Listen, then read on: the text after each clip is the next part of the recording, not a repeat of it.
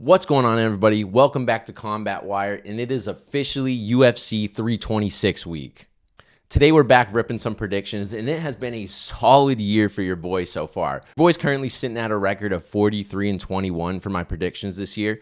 Could be better, could be worse, but I'm not mad about it right now. If you want to see my entire card predictions, go ahead and follow my Instagram at Combat Wire. You can see all my short form content. I post a lot more on there than YouTube, so you'll get more of Combat Wire in general.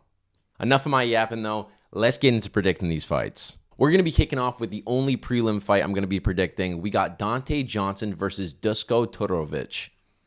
Basically, I think this fight is going to be your typical prospect squash match. Dante Johnson is 7-0, 100% finish rate. He's knocked out almost everyone he's fought except for one submission. Johnson has 100% takedown accuracy and averages 6 takedowns per fight. So it's pretty safe to say he's going to be bringing some pressure in this fight. His opponent Dusko has lost 3 of his last 5 fights, and it seems to be this is just going to be one of those stepping stones to kind of move Dante Johnson up. The thing that I do like about this fight is that they're building Dante Johnson up the middleweight division the right way. They're not throwing him up against the fire just right off rip. 2 fights in his career. He ran through Contender Series, made his debut, and he's getting names that gets him some more experience with only just 7 fights under his belt. If Dante Johnson can get himself a highlight reel finish this weekend, I think we might have a bona fide contender at the middleweight division. With that being said, my official prediction is going to be Dante Johnson via TKO. Moving up to the main card, we got Rob Font versus Roel Rosas Jr. I really don't have to say much about Rob Font. He's a staple guy for the bantamweight division. He's been ranked essentially since entering the UFC. He's been one of those guys that all of the top fighters has faced in the bantamweight division. Font's coming off of a tough stretch, but during his last 5 fights, he beat a 16-0 prospect. Although he's nearing the end of his career, Rob Font definitely has some left in the gas tank to take out a new prospect. On the other hand, we got Roel Rosas, who's riding a 4-fight win streak after suffering his first career loss. Again, I don't have to say much about Rosas Jr. He's a very scrappy guy. If he gets a hold of you, he's going to stick to you the entire fight. Rosas has a slick submission game, but his hands should not be slept on. He's got some for real power.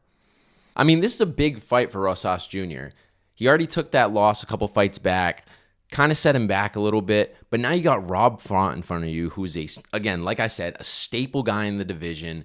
You need to get this win if you want to move up.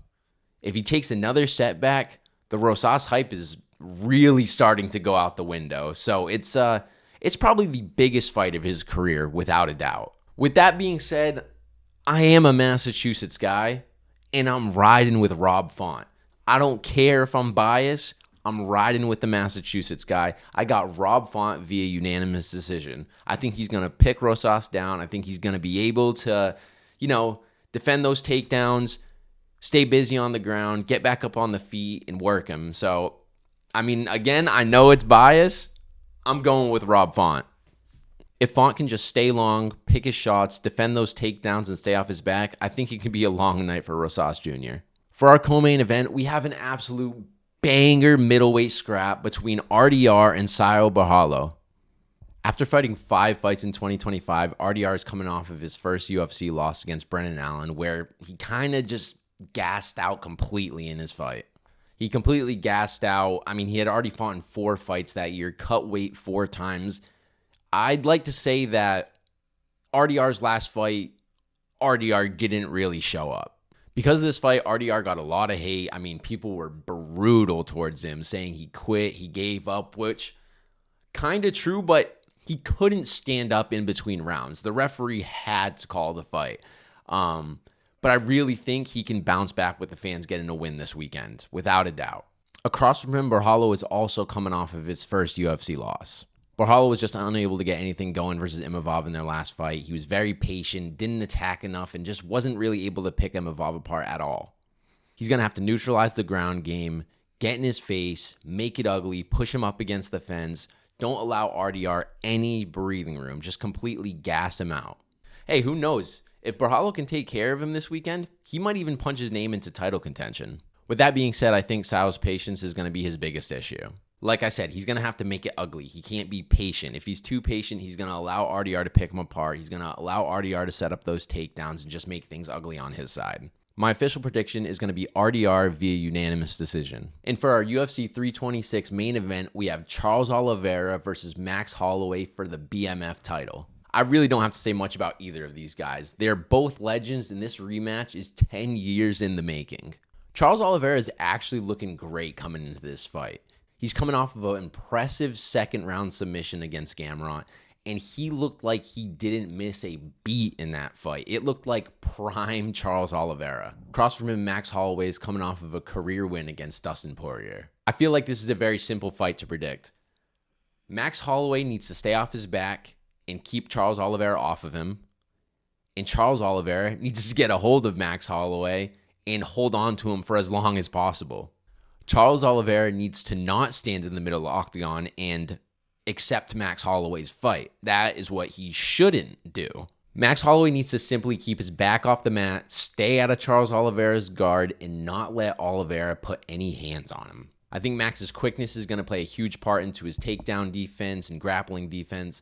I think it'll be very difficult for Oliveira to put hands on Max Holloway. He's going to need to catch him first, grab a hold of him, and be able to do something with that. And I think Max's speed is going to be a huge part of that. I think what scares me a little bit about this fight is that Charles Oliveira sometimes gets caught up in the moment, and he really likes to play to his opponent's strengths, aka stand in the middle of the octagon with Ilia Topuria and just throw punches in the pocket.